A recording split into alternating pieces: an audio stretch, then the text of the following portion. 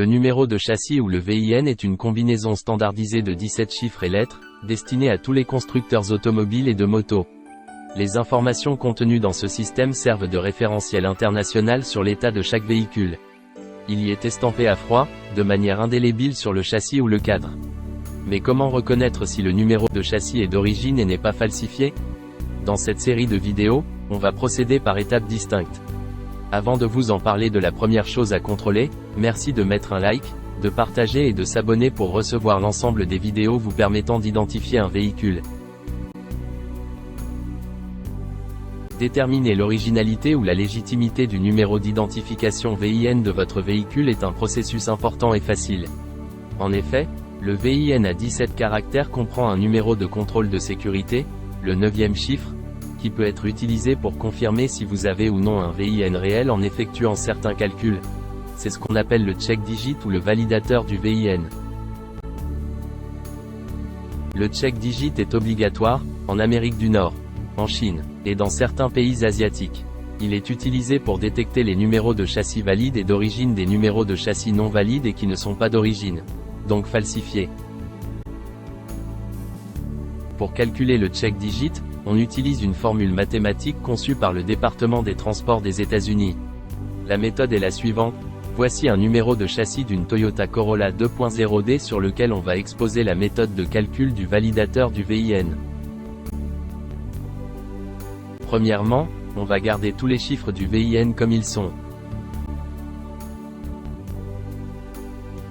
Deuxièmement, on commence par translittérer toutes les lettres du VIN en leurs équivalents numériques respectifs. Les contreparties numériques dans le tableau ci-dessous. Troisièmement, on prend les nouveaux nombres et on les multiplie en fonction des poids qui leur sont attribués dans le tableau fourni ci-dessous.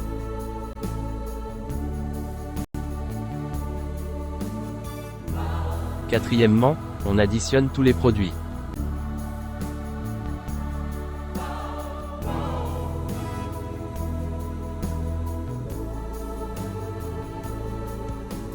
Cinquièmement, on divise la somme totale par 11 pour trouver le reste. Le multiple le plus élevé de 11, égal ou inférieur à 251, et 242.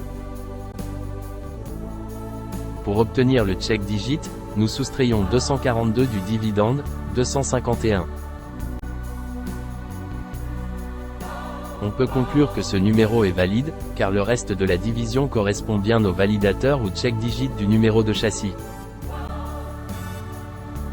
Voici un numéro de châssis gravé sur le cadre d'une moto Suzuki, dont on a masqué 2 caractères, qui semblent être d'origine. Mais après le calcul, on constate que le reste de valeur 1, est discordant du validateur ou check digit du numéro de châssis VIN, de valeur 4. De ce fait, on conclut que ce numéro de châssis, d'apparence conforme au début, avant le calcul, s'avère n'est pas d'origine.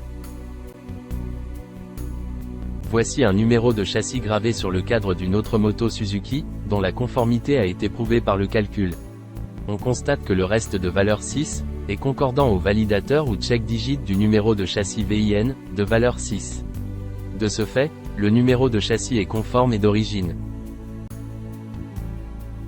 Voici un numéro de châssis d'une Great Wall Over M4 de 2013, dont la conformité a été prouvée par le calcul. On constate que le reste de valeur 0, est concordant au validateur ou check digit du numéro de châssis VIN, de valeur 0. De ce fait, le numéro de châssis est conforme et d'origine.